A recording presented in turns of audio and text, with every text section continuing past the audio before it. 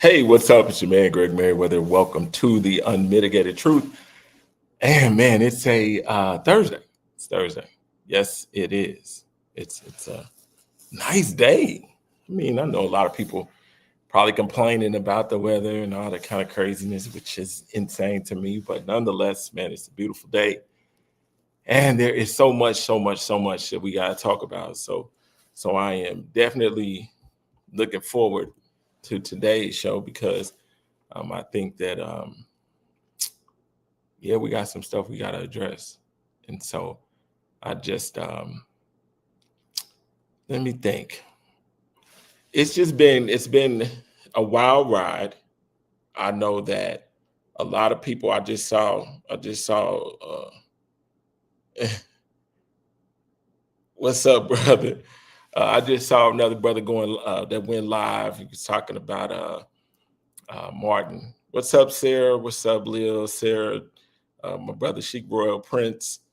Happy Thursday, man. Happy Thursday, everybody.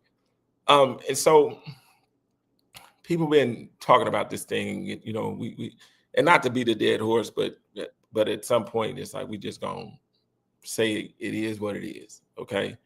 And the whole situation with after we did the show with the brother from Martin, Senior DeWitt or Dwight McGill, news came to me that there was a sign on Martin University stating that the school was going to be for sale, or the school is actually up for sale.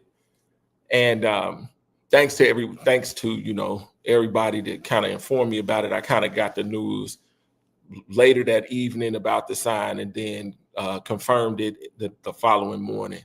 And the crazy thing about it, man, is I even had a conversation this morning about Martin, and it kind of gets to me because I'm just like, are we afraid to just say it is what it is?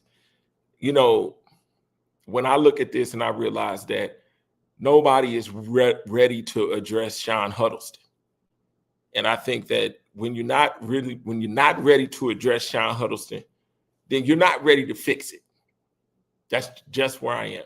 If you're not ready to address the president of the university, the former president, whatever it is you want to call him, if you're not ready to address it, then you're not ready to fix it.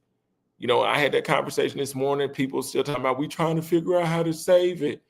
Man, you have a better chance. I don't know what you have a better chance doing, but you have a better chance doing something else. But you don't have a chance to save that place. Because here's my thing. There's a video going around. And it's an old video, and I remember sharing the video years ago. And it's I think it's Jose Williams. Jose Williams, I believe, the old civil rights activist that used to run with Martin Luther King Jr. and all of them. And he says basically that he talks about Jesse Jackson, and he talks about how Jesse had to dig into the ground to wipe King's blood on his shirt and all this kind of stuff. But here's what I want to say about that. We allow people to become heroic, to go down as legendary without ever saying a word about what it is that they did. We do it in our church. We do it in our homes. We do it in our families. Nobody's willing to tell the truth. And as long as you're not willing to tell the truth, if your foundation is not built on truth, then expect to get things like this. And until someone says, Dr. Huddleston, what'd you do with the money? And we need to bring you to the table. And then we're going to deal with you like we should deal with you. And until you're ready to do that, I guess to me, that's over. And that's where I stand on that, because I just think that we keep playing around with it, and all the mixed messages is trash. And I'm just really over that. So we just going to wash it out, wipe it out, wait on somebody to buy Martin University. And at that point, we'll be done with it. Can we move on from that? That's all I got with that one. Okay? So we're going to move on. So I was talking, I got a call yesterday. Well, I made a call yesterday. And I was like, hey, with somebody down at the State House. And I said, what is it? Is there anything that we should be looking at, checking out, any bills that we should be looking at? And, I know we was all talking about Senate Bill 76 as it related to immigration and all that kind of stuff. And then there was a bill brought to my attention that I'm just like, yeah, we got to talk about that one. So I'm going to share this screen because I just think that we got to really address this stuff. So this is the bill. This is House Bill 1001, and it's authored by Doug Miller. And when I'm looking at this bill, I'm like, whatever. So it says the digest provides the following are permitted uses that are approved without a hearing. And this is 2026? Yeah. Single family dwellings and duplexes in residential zones. 2, an accessory dwelling unit within a single family dwelling. It says 3, affordable housing on property purchased by a religious institution before January 1st of 2025 in a residential or commercial zone. Provides that the following apply to a unit. If the unit does not adopt an ordinance to opt out, 1, prohibits a unit from requiring more than a specific number of parking spaces for multifamily dwelling units, single family dwellings, or commercial space. 2, prohibits a unit from regulating design elements of residential structures. 3, requires a mixed use residential or multifamily residential development to be a permitted use in areas zoned for commercial use. And then 4, prohibits a unit from imposing requirements on lot sizes, densities, setbacks, and bulk and building bulk on certain lots or partials, so on and so forth. When I break this bill down for y'all, here's what y'all got to understand. There's a lot going on with housing. And when we look at this bill, it's really, really serious. This is a really, really serious bill.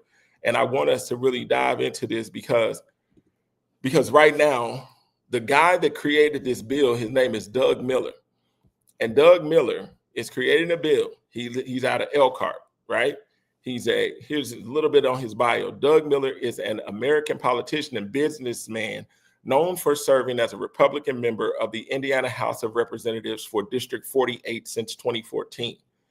A lifelong resident of Elkhart County, Indiana, he has built his career in the construction and real estate industries while representing his district and focusing on issues relating to housing, economic development, and regulatory reform. So why is this so important? This is why this is important. Because when I looked at this and when it was brought to me, I was like, why is this important? So the number one thing about this is local zoning power is being reduced, okay? Cities and counties would lose discretion over many land use decisions. If a project meets state rules, local government can't delay, redesign, or block it with hearings in many cases. The impact: faster housing approvals, fewer public hearings, and then loss or less neighborhood level control. Okay, the neighborhood will lose control. 2, more housing types become automatic yes. The following can no longer be blocked by hearings: duplexes in single family zones. 2, accessory dwelling units, ADUs, inside homes. 3, small multifamily buildings up to 24 units and three stories. Okay. And then 4, mixed use housing in commercial zones. Here's the impact: more density in places that were previously single family only. This will have then you'll have an increased rental supply, and then neighborhoods will physically change faster. So you'll see different types of things, different type of buildings, different types of homes. All this stuff will take place if this bill passes. Number 3, parking design and lot size rules are strict. Local governments will not be able to or can't require excessive parking, enforce aesthetic or architectural standards, enforce minimum of lot sizes, setbacks, or density caps on many parcels. The impact: it'll be cheaper builds, faster construction, less visual consistency, and fewer local safeguards. Okay, so less visual consistency. You're going to see a whole lot of different stuff if this takes place. Number 4, religious institutions get a housing fast lane. Hear me out on this. Okay, if a church bought land before January the 1st, 2025, it can build affordable housing by right, even in residential or commercial zones. Okay, here's the impact. Faith-based housing will expand. Potential for mission-driven development. And then also potential for land speculation disguised as charity. Okay, peep that. Also potential for land speculation to be disguised as charity. Hear me out. Number 5, cities can't stall on zoning updates. So if this bill passes after 2026, if a city fails to update zoning within 1 year of comprehensive plan change, developers win by default. What's the impact? Weak planning departments lose leverage, and then developers gain certainty and speed. Keep in mind, this person is a developer that works in legislation. Number 6, fees and permits are capped and delayed. Cities can't rapidly raise permit fees, and then they must wait 180 days before increase takes effect. The impact: less revenue for local services, cheaper, faster development approvals. And then number 7, annual housing data reporting begins in 2027. Cities must report housing data to the Indiana Housing and Community Development Authority. The impact is better statewide housing data, and then transparency without guaranteed enforcement. Here's where I want to talk about it. Okay, this is where I need y'all to really, really deep dive into this with me. Okay, what this means specifically for Black people in Indianapolis or in Indiana. Okay, all right. The real risks, and they are serious. Number 1, gentrification accelerates.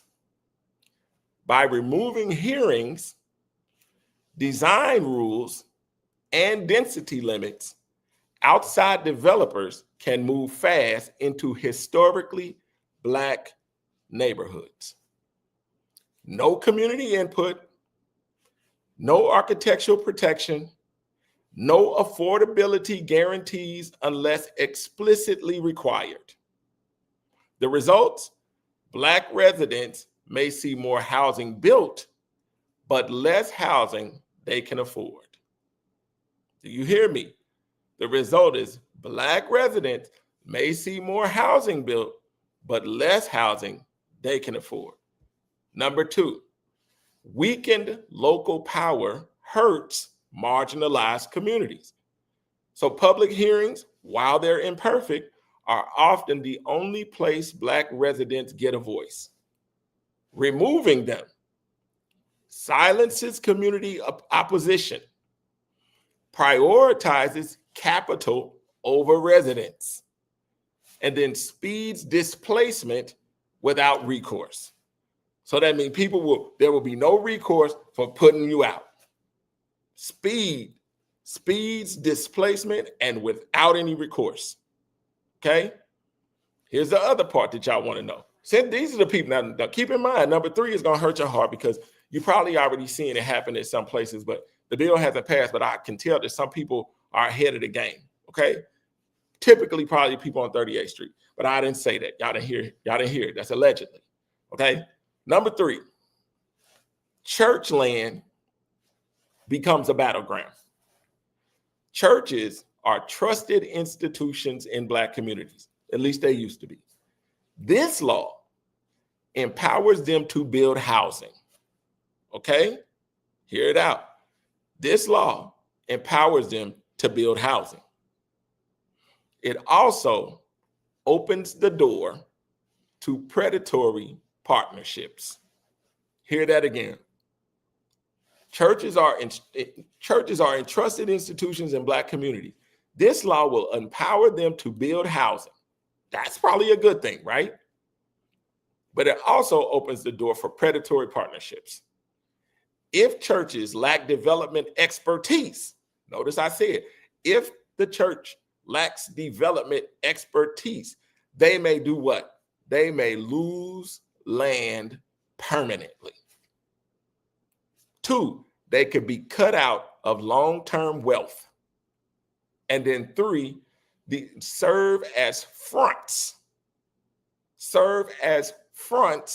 for outside interests. Here's a big problem that I have a lot of times with the church. People have deemed pastors businessmen. And all of a sudden, you let your pastor lead the way, and then he starts doing business. And what happens when he starts getting into the business of real estate with these developers? And then all of a sudden, the church is serving as a front for outside interests. He may make a whole lot of money. But when you go back and they said you could possibly lose your land permanently, and then you could be cut out of long-term wealth. These are things y'all need to be aware of, okay? Things that I really need to be aware of. Number 4, the home ownership. So we already know that home ownership in Indianapolis, the way home ownership is in Indianapolis is 3 out of 10 black people own, right? No, yeah, 3 out of 10 black people own a home. 7 out of 10 black people rent. I'm sorry. So 3 out of 10 own a home, 7 out of 10 rent. So 70% of black people in the city of Indianapolis rent. 30% of black people in Indianapolis own. Okay. I know it's a startling statistic. It's just the facts. Okay. So more supply will kill equitable access. So without down payment assistance, ownership pathways, anti-displacement protections, black families will remain renters. If this goes through, more black families will remain renters while others build wealth. I need y'all to think on this, man. I need y'all to know that nobody in the news is talking about this bill. Have y'all, anybody, y'all tell me, I'm looking, y'all tell me if anybody on here has heard anything about this bill, y'all tell me, because I haven't heard anything about this bill on the news. But the likelihood of it getting pushed through seems to be great right now. And it is going to have a damning impact on the black community. Not just here in Indianapolis, but everywhere. Because once this happens, it's going to be ugly. So have y'all heard anything? If not, we're hearing it here first. The Unmitigated Truth. So this policy that we're talking about right now, okay? This policy, it's an ugly policy. I don't like this policy, but it's pro-construction, not pro-community, okay?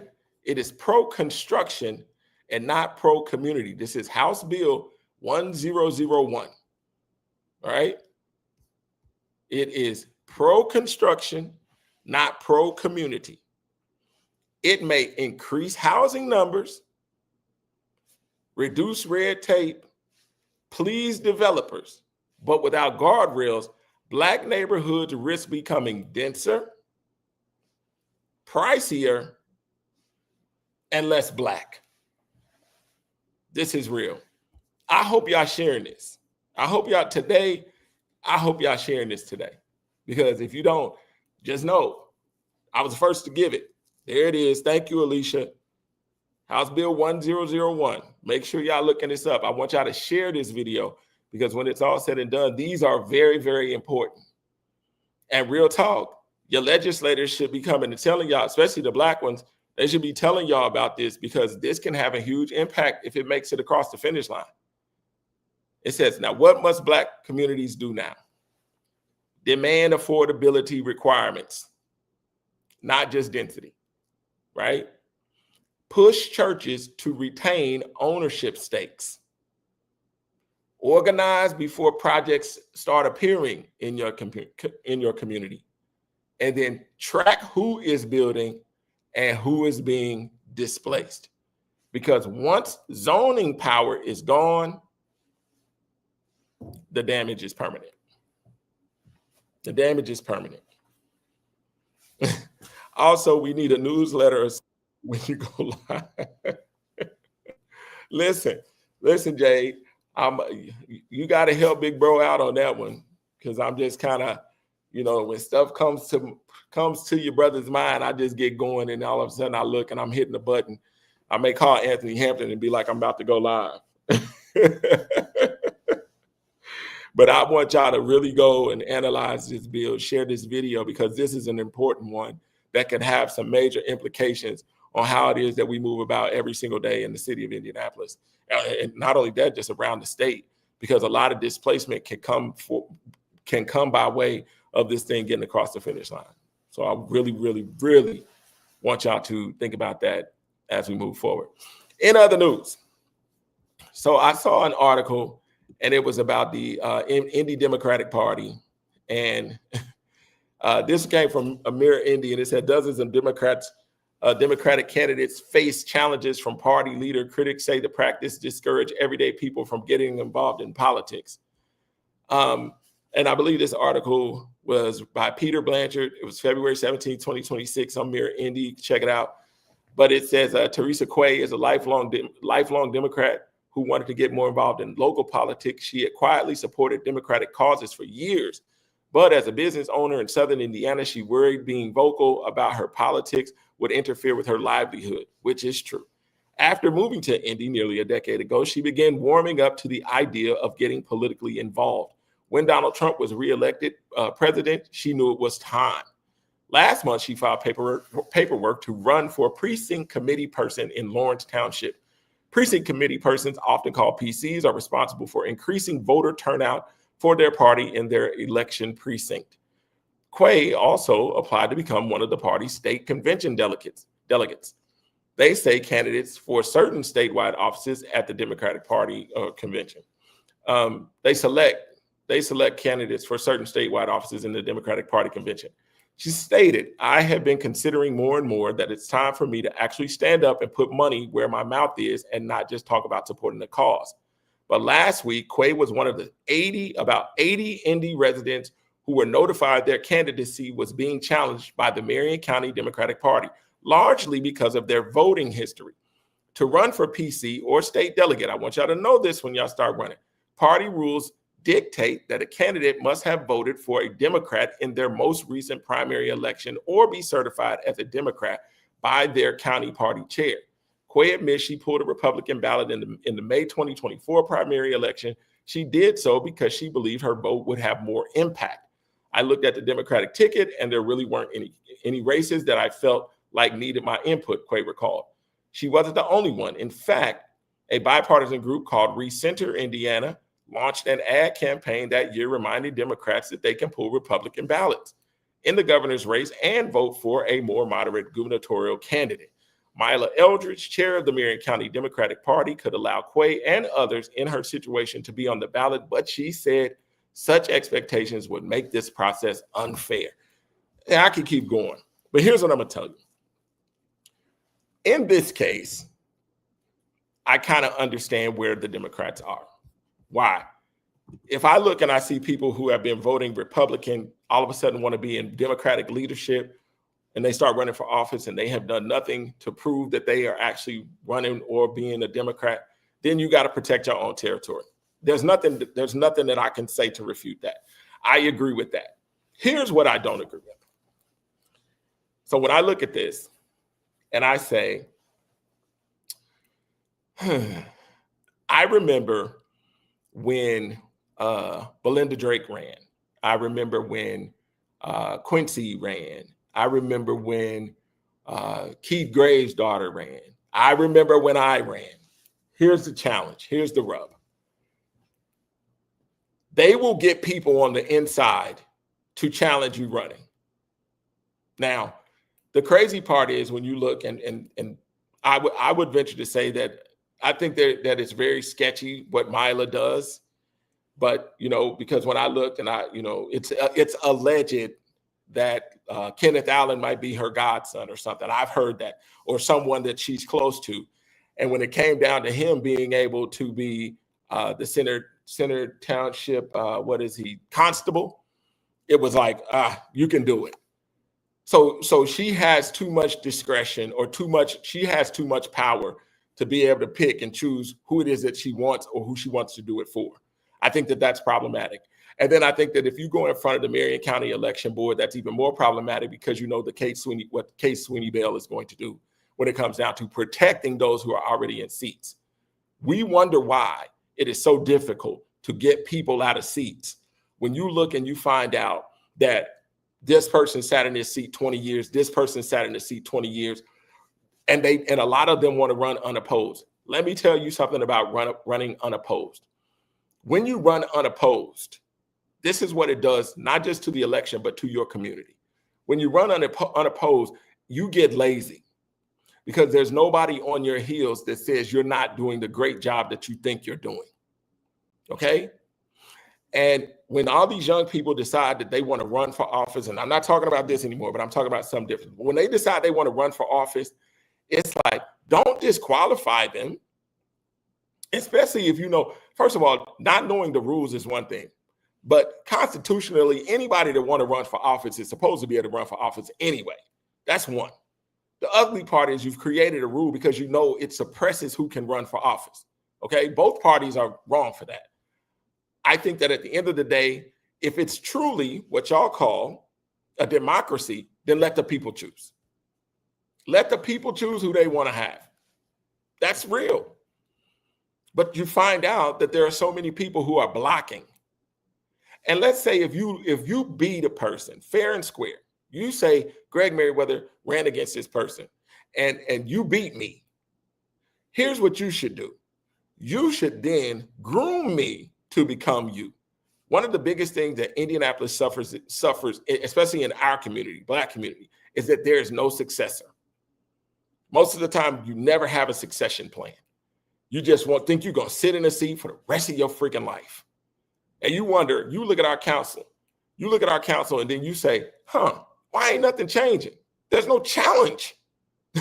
There's no freaking challenge to change. And as long as we're not allowing people to challenge people to run and be in our communities, to run that community, you'll never see the change that you claim to want to see. There is the Democratic Party has done a bang up job being able to block people from being able to challenge anybody to run for office. They know it's the truth. Because when it was me, it was an insider, okay? It was an insider who worked for the election board, who went and pulled my records, which is highly wrong and illegal, who pulled my records and said, I don't think he's worthy of running for mayor, and I'm challenging him. And I remember reaching out to Marla and said, you better fix it. I will make this news if you don't fix it. But there's a lot of, you are absolutely right, Sarah. There's a lot of gatekeeping that goes on inside that party that prohibits other people from being able to run simply because they either want to run unopposed or just get me through to the general election and then I'll do whatever over there. But as it relates to the primaries, they want to run unopposed. Everybody knows it. Everybody freaking knows it. And it's sad, but that is typically the first dose or the first challenge that you face when running in Indy, I know for sure, but when you're running in the Democratic Party, the first challenge that you generally face is the party. You're not an insider. You're not one of us, so therefore they challenge you out the gate. And that's unfortunate because a lot of people didn't know the language. What's funny is I bet you if we go back in time, they'll be like, he was one of the first people that went against us on the language. Because when they tried to say, you didn't vote in the last two primaries, so on and so forth, I said, that's not what the rule says. That rule says that whatever primaries I voted in, even if I had voted in the primary in 2025 and the last one I voted in was 2016, let's play numbers. And if I voted Democrat in those last two, I'm eligible, period. The last two you voted in is what causes your eligibility, not the last two.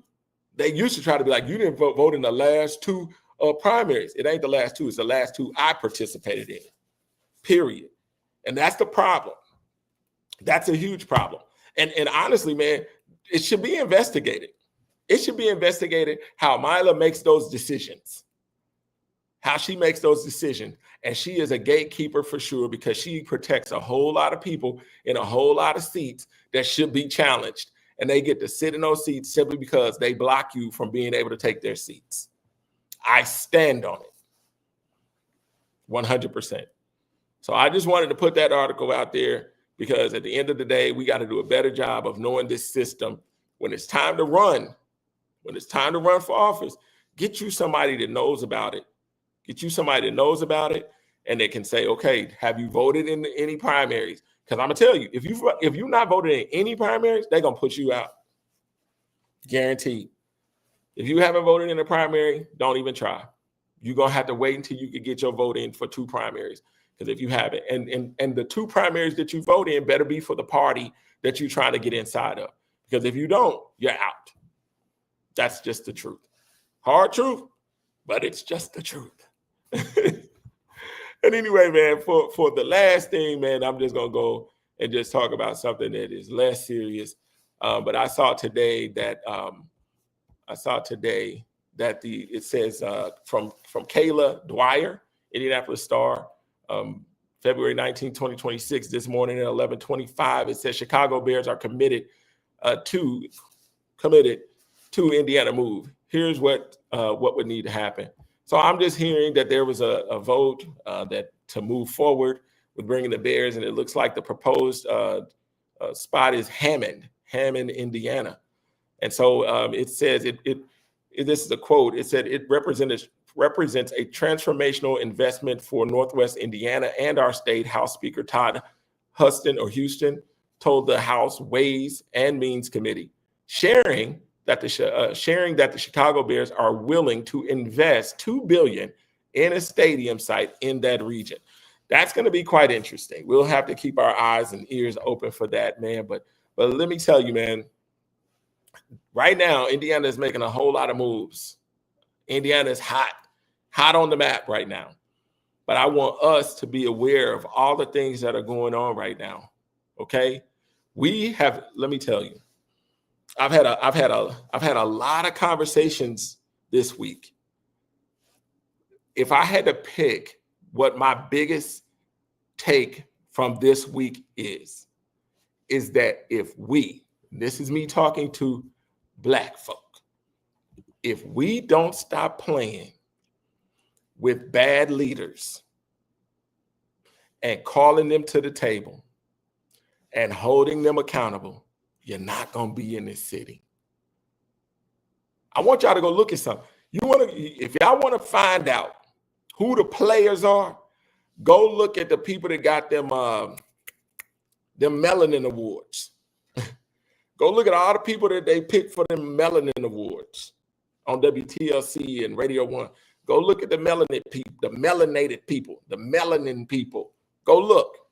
And you go look and see who they hoisting up. Who they hoisting up, you'll know the game. Because the way these laws are being manufactured in a time where racism is really showing. Here's the other thing about Indiana people. Black Indianapolis people are so in love with hidden racism that they don't know how to act when it's overt. So right now you're getting a dosage of what it feels like to be in the South, overt racism. Like it's coming. They're going to start calling you the N-word and you ain't going to be able to do a darn thing about it. But when you look and you see all this new structure, people wanting to build different, people wanting to gentrify faster, Black institutions being closed, all this stuff is taking place, all this development, and you find out that you're not involved in it. And it's because you keep your mouth closed because you want to be in the good graces of somebody who's already no good. It makes absolutely no sense for us to continue to look and continue to be duped and continue to say, you're doing a good job. It baffles me that I'm still seeing Black people taking selfies with Joe Hogsett as if it means something good, as if it validates you. It doesn't.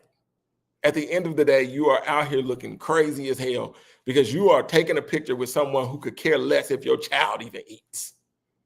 who could care less about your educational stability, who has said absolutely nothing about Martin University, who has shown you he don't care nothing about IPS, who has shown you that gentrification is coming your way and Indianapolis is becoming more and more unaffordable for the people who already, for the 70% who already rent. There's nothing that he shows you that says, I actually care about Black people.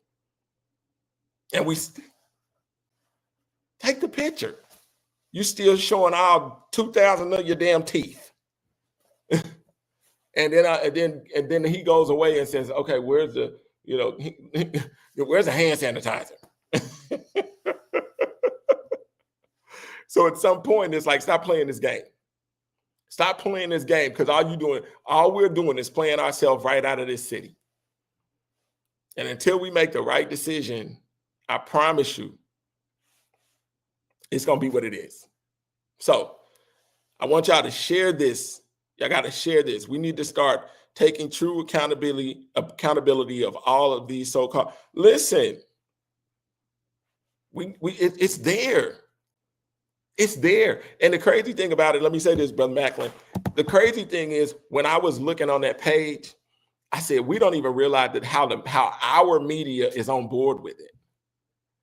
We don't want to look and say TLC is propaganda. But I guarantee you didn't hear what you heard. Y'all don't ever hear what I say on the radio. You don't ever see it on TV. And the crazy thing is, you got Black radio and TV networks, and you never hear nothing that's protecting you or pushing you to a higher level. All you hear is, these are the good Black people. Nothing is protecting you or pushing you to a higher level. That's why it's important to share the unmitigated truth. It says, when I watched all of them old Black women taking pictures and grinning, I wanted to listen. And you're right, the media is bought and paid for.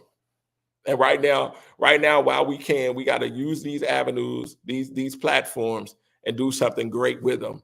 Because if we don't, man, we are sinking fast, truthfully. So, man, I'm going to say this, man. I'm going to get out of here, just like politicians, facts. I'm going to say this, man. I'm going to get out of here. Know when it's all said and done, man, my love for y'all is just on a whole nother level.